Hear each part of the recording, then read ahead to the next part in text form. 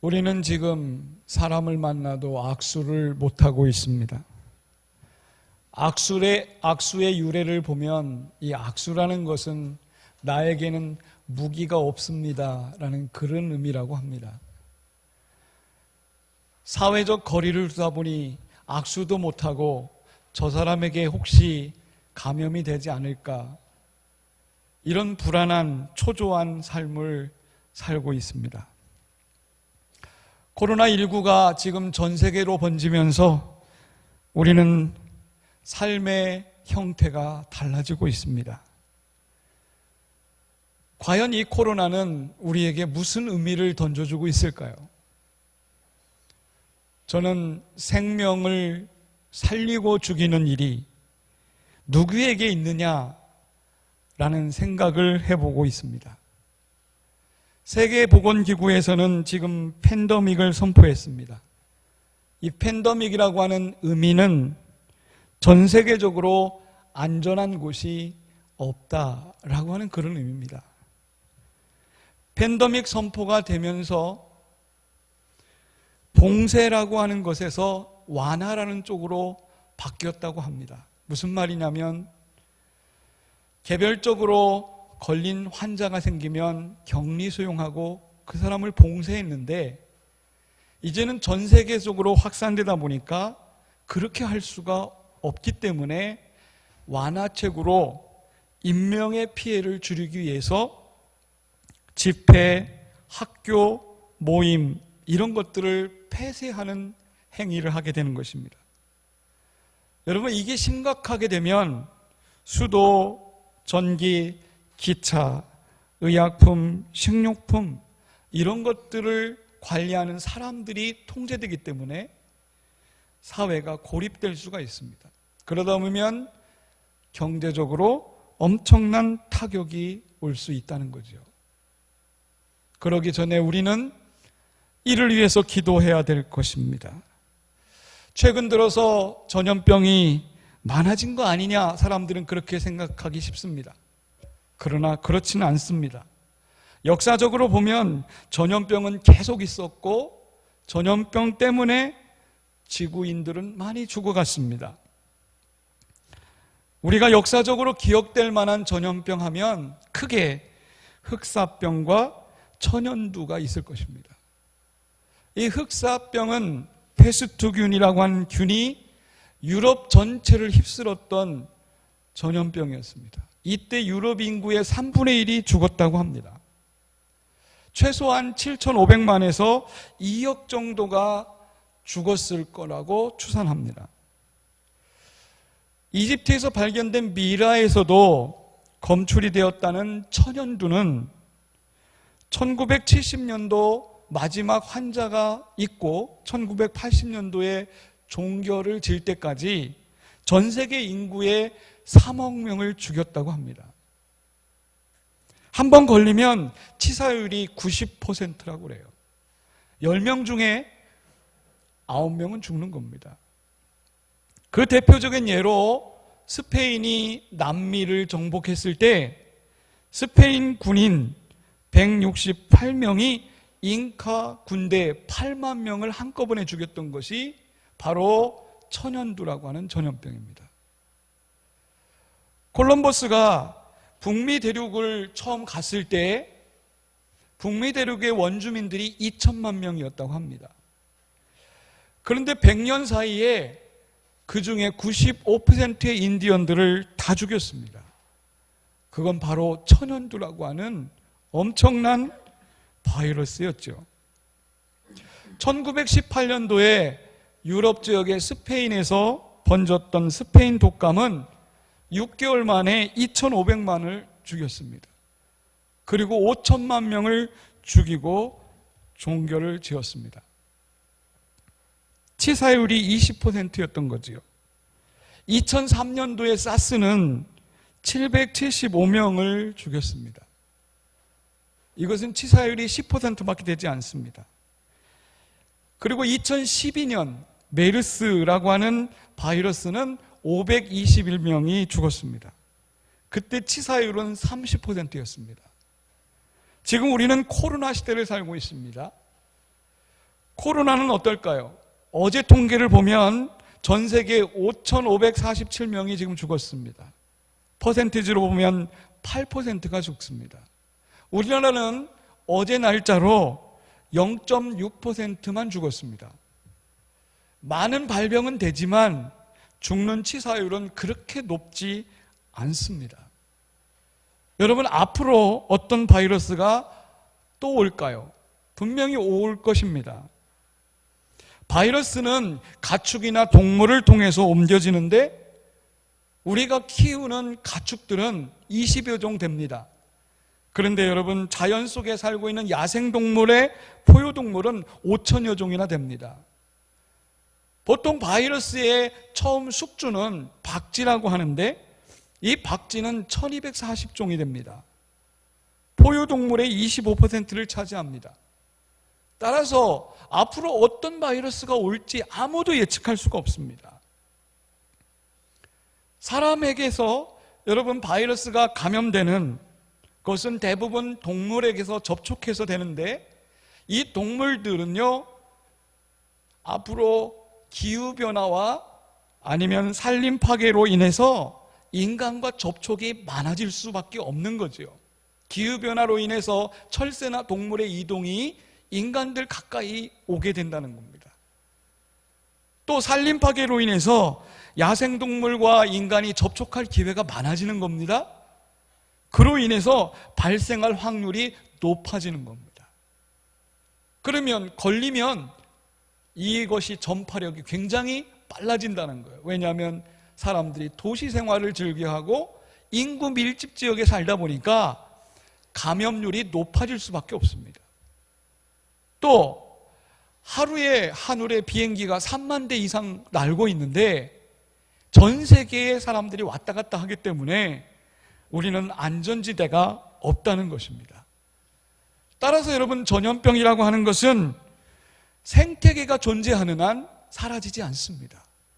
인류는 끊임없이 새로운 바이러스를 맞이할 수밖에 없는 것이죠.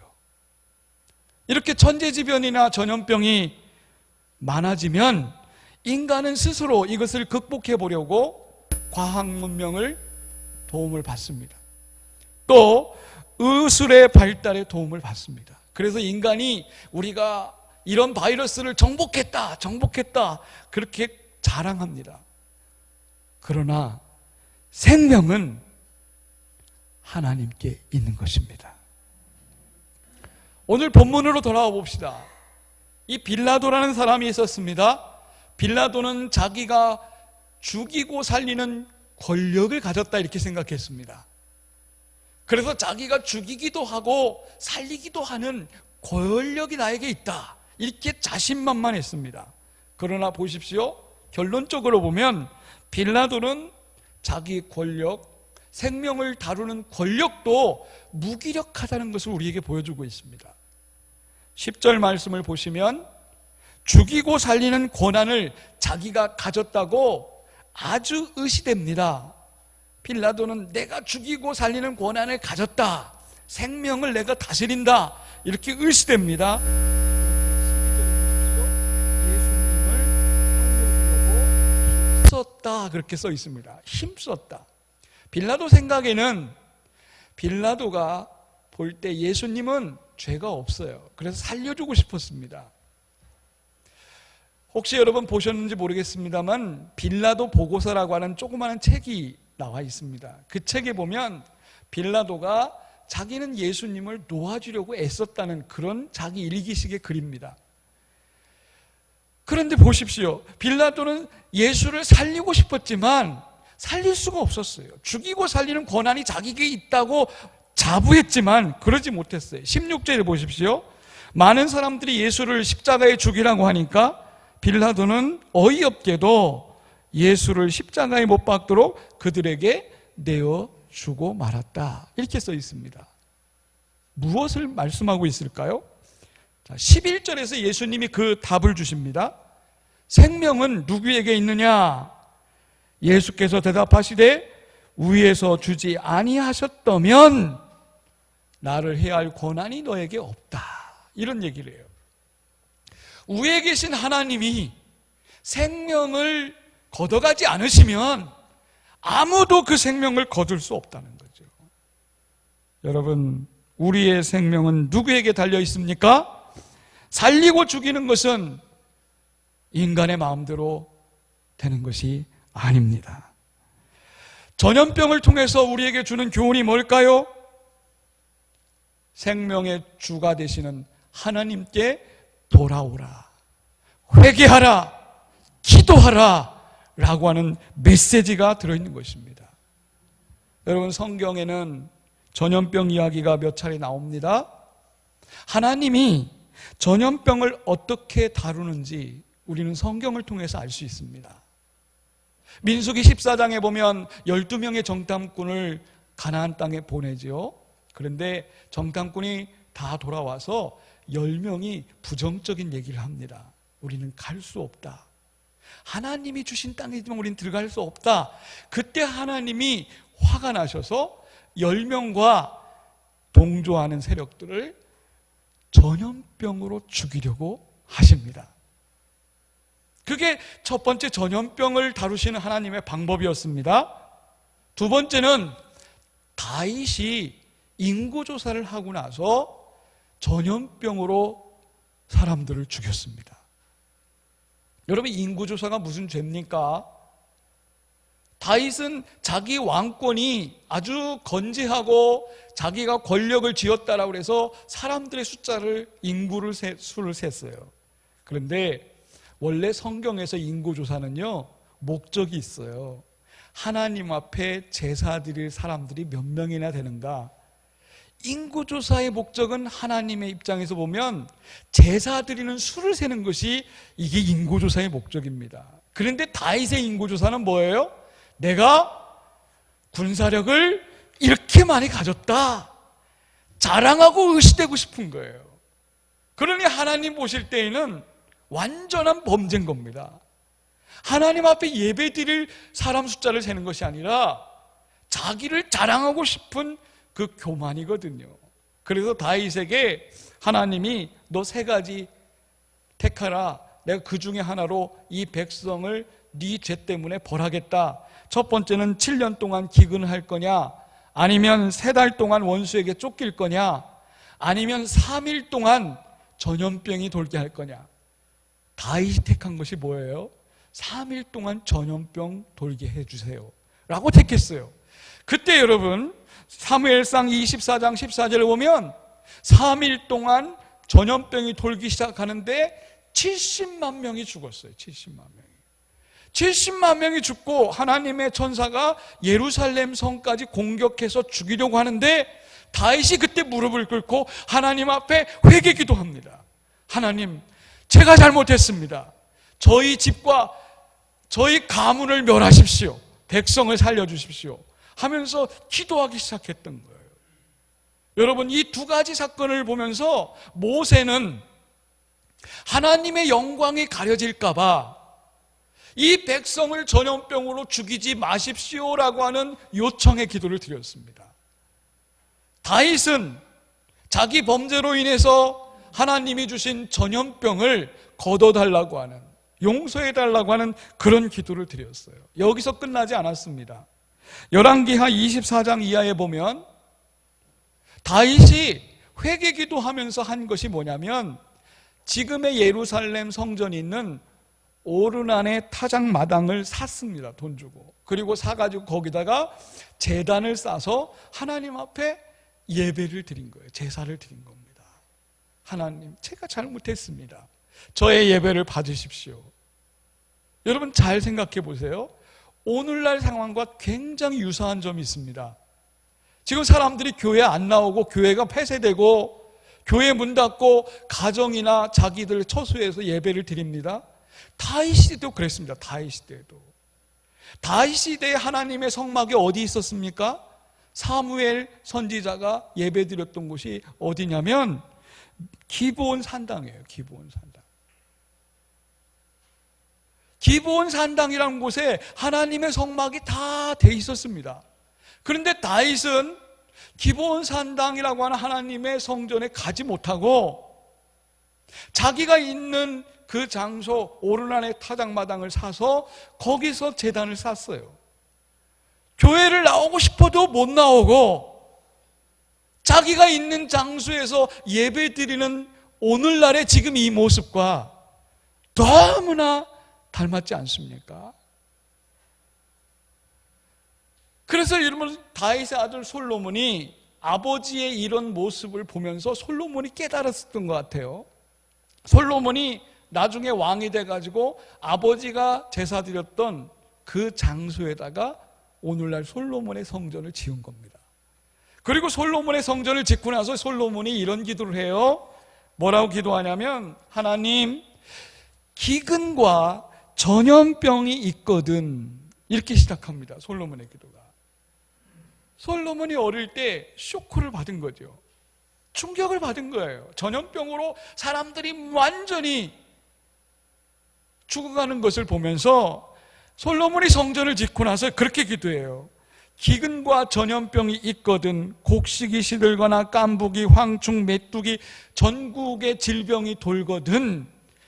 하나님, 한 사람이나 주의 백성이 각각 자기 마음의 재앙을 깨닫고 이 성전을 향하여 손을 펴고 무슨 기도나 간구를 하거든 주는 그들의 모든 행위대로 행하시며 갚아주시옵소서. 그리하시면 항상 백성들이 주를 경외하겠나이다. 이런 기도를 해요. 그리고 더 중요한 얘기를 합니다. 이방인들도 성전을 향하여 기도하거든 주를 경외하게 하시고 이 성전에 주의 이름으로 일컫는 줄 알게 하시옵소서. 그랬더니 하나님의 영광이 성전에 가득하게 임하였더라. 여러분, 뭘 얘기합니까? 전염병이 돌거든 그때 하나님의 성전을 향해서 불붙는 기도를 하라는 거예요. 회개 기도를 하고 하나님 앞에 예배하자는 겁니다. 그게 성경이 우리에게 말씀하는 겁니다.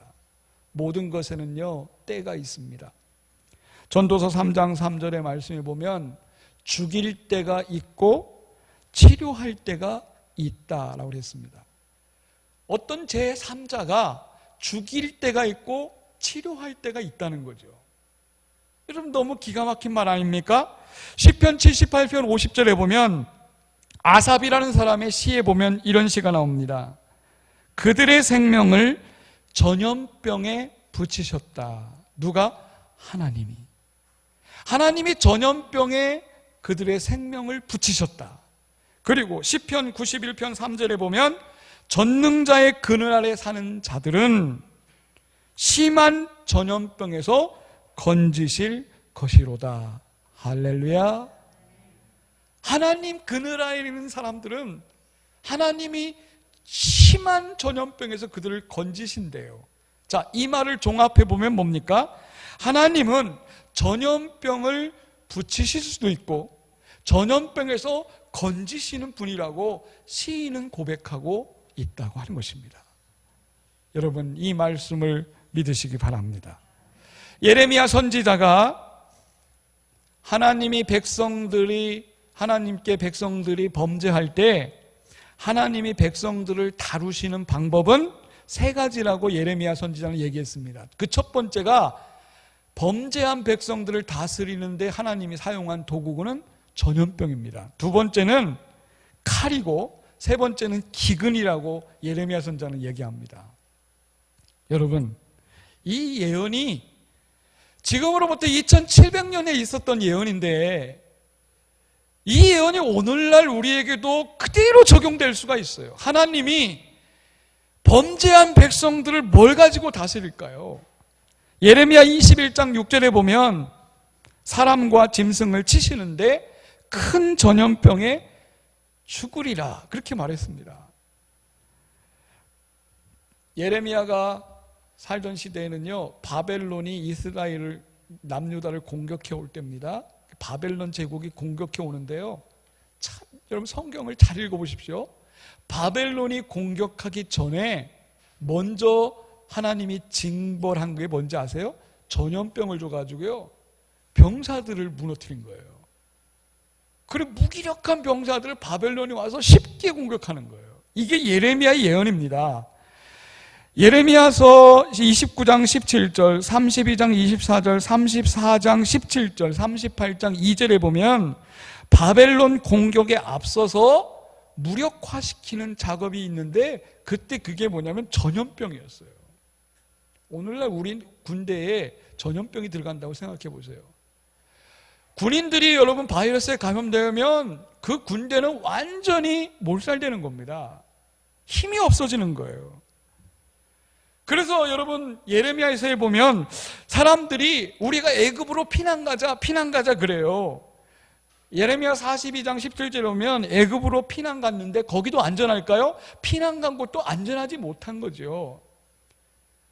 이번 주간에 한국일보 워싱턴 특파원이 쓴 글을 보니까요, 미국 캔자스 주에서는요 지하 벙커 콘도가 있다고 이렇게 썼더라고요. 그 지하 벙커 콘도는 서바이벌 콘도인데요, 슈퍼 부자들이, 아주 부자들이 이 바이러스가 창궐할 때 자기들이 거기 가서 콘도 들어가서 피한다는 거예요. 여러분 이게 가능할까요? 에스겔 33장 27절의 예언에 보면 황무지에서는 칼에, 들에서는 들짐승에, 산성과 굴에서는 전염병으로 하나님이 치신대요. 인간이 피할 곳이 어디 있겠어요? 여러분 생각해 보세요. 바이러스가 얼마나 작은지 아세요? 우리 인간 세포보다 1000분의 1 작습니다. 우리 인간 세포도 여러분 현미경으로 봐야 되는데 우리 세포보다 1000분의 1 작으면 여러분 이게 보입니까? 우리 침이 튀겨가지고 바이러스가 움직인다고 하는데 여러분 이게 보여요? 안 보여요. 그런데 이 안 보이는 기가 막힌 작은 생명체가 인간을 쑥대밭 만들 수 있는 거예요. 이 지구상의 인간들이 얼마나 교만해졌습니까? 온 세상을 우리가 정복했다고 생각을 합니다. 그래서 지구를 다스리는 것은 인간이라고 교만에 빠져 있습니다. 그런데 그렇게 인간들이 자만할 때 이 인간을 쉽게 무너뜨릴 수 있는 것은 바이러스, 이 작은 바이러스가 인간을 초토화시킬 수 있습니다. 너무나 작은 보이지도 않는 그 바이러스가 인간을 이렇게 움직인다는 거예요. 에스겔서에 보면은 하나님이 중한 벌로 다스릴 때에 칼, 기근, 사나운 짐승, 전염병이라고 했습니다. 에스겔서 28장 23절에 보면 내가 그에게 전염병을 보내며 라고 써 있습니다. 전염병을 보낸대요. 왜 하나님이 그렇게 하시냐면 목적이 있습니다. 전염병을 통해서 모든 무리들이 나를 여호와인 줄 알리라. 아멘. 하나님을 알게 하시려는 목적이 있었습니다. 다시 말하면 온 세상을 누가 다스리고 있느냐? 하나님이 생명의 주관자다. 이거를 알게 하시는 거예요. 예수께서 이 세상의 종말 때가 되면 누가복음 21장 11절에 큰 지진과 기근과 전염병이 곳곳에 있을 것이다 라고 예언했습니다. 전염병이 곳곳에서 있을 것이다. 그러면 여러분, 이런 인간의 생명을 해치는 전염병이 창궐하면 인간들은 어떻게 될까요? 혹시 들어보셨습니까? 가이아설이라는 설이 있습니다. 이건 설입니다. 다른 말로는 지구 유기체설이라고 합니다. 이게 무슨 말이냐면 지구는 생물과 무생물로 같이 공존해 있습니다. 그렇죠? 지구 여러분 땅덩어리 속에는 생명체도 있고 무생물체도 있습니다. 이것들이 같이 공존하는 거예요. 그런데 이 생물들이 과도하게 지구를 오염시키고 쾌적한 환경을 파괴시키는 거예요. 그래서 이 지구는 스스로 유기체이기 때문에 이런 파괴가 자꾸 일어나면 스스로 지구가 대변혁을 일으킨다는 거예요. 그래서 생명의 밸런스를 맞추기 위해서 기하급수적으로 늘어나는 인간을 제거하기 위해서 전염병이 생긴다든지 아니면 자연재해가 생겨서 인간이라고 하는 생명체를 없앤다는 거예요. 이게 가이아설이라고 하는 설입니다. 그런데 여러분, 성경을 잘 보십시오. 성경에 보면 이 지구가 황폐하고 타락하고 지구가 몹쓸 것이 되면 하나님이 새하늘과 새 땅으로 갈아버린대요. 창세기에 보면 노아 홍수를 보십시오. 노아 홍수 때 사람들이 너무나 타락하고 죄악이 극심했습니다. 이대로 뒀다가는 안 될 것 같으니까 하나님이 홍수를 내려서 새로운 땅을 만드셨어요. 가이아설은 그냥 있는 설이 아닙니다. 계시록에 보면 종말이 오면 하나님이 새로운 세상을 만들 것이라는 것입니다. 그러면 지금 이런 바이러스 전염병을 보면서 우리가 듣게 될 게 뭡니까? 통에 자복하며 회개할 때고 하나님을 찾아 하나님께 예배할 때인 것입니다. 여러분, 그렇게 되시기를 축복합니다. 코로나에 걸리면 죽을 확률이 얼마나 될까요? 바이러스의 특성상 감염률이 높으면 치사율이 적고요. 치사율이 높으면 감염률은 적어집니다. 그렇게 돼 있어요. 그래서 감염이 잘 될수록 죽지를 않아요, 잘. 그런데 사람이 많이 죽는 바이러스는 감염률이 떨어집니다. 예를 들면 1976년에 있었던 아프리카에서 있는 에볼라 바이러스는요, 걸렸다면 9명이 죽었어요. 10명 중 9명. 에이즈보다 더 무서운 바이러스였습니다. 그런데 에볼라 바이러스는 아프리카 서부 쪽에서만 머물다가 확산되지 못하고 그냥 사라졌어요. 코로나는 현재 전 세계적으로 감염이 높이 올라가고 있습니다. 그런데 여러분, 치사율은 작다는 거예요. 내가 건강한 면역력을 갖고 있으면 죽을 염려는 사실 없습니다. 그런데 왜 사람들이 이 코로나를 이렇게 두려워하고 공포스러워할까요? 그 이유는요, 어떤 설문조사에 보니까 죽음 때문에 나는 코로나가 두렵다 한 사람은 12%밖에 안 됐습니다.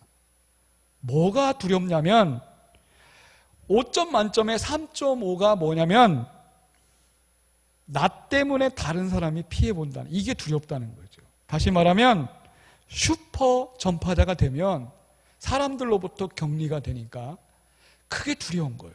그게 사회적 격리, 이게 사람들이 무서운 겁니다. 그래서 여러분, 사람들은 그거 걸리면 나는 내 사회생활이나 공동생활, 교회생활 이게 다 끝난다 이렇게 생각하니까 그게 사실은 무서운 겁니다. 실제로 목숨이 가는 거는 그렇게 무섭지 않아요. 코로나19는요, 백신이 아직까지 나오지 않았습니다. 지금 치료하는 것은 항바이러스라고 해서 그 바이러스가 더 이상 확진되지 않도록 막는 역할만 하고 있는 것입니다. 그러면 여러분, 왜 이렇게 우리는 공포에 지금 휘말려야 됩니까?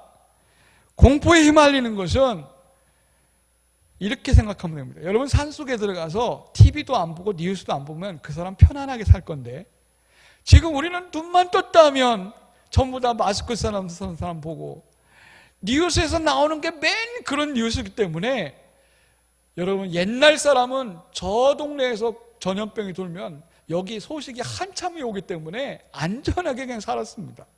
그런데 지금은 초를 다툴 정도로 정보가 우리에게 들어오기 때문에 공포심이 더 크다는 거예요.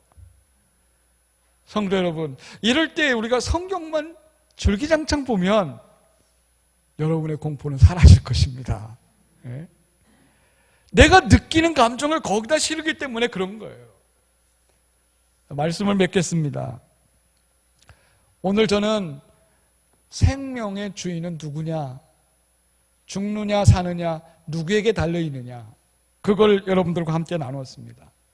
예수님께서 십자가에 죽기 전에 빌라도 재판을 받을 때에 빌라도는 인간이 인간을 죽이고 살린다라고 호언장담했지만 예수님의 말씀은 그렇지 않습니다.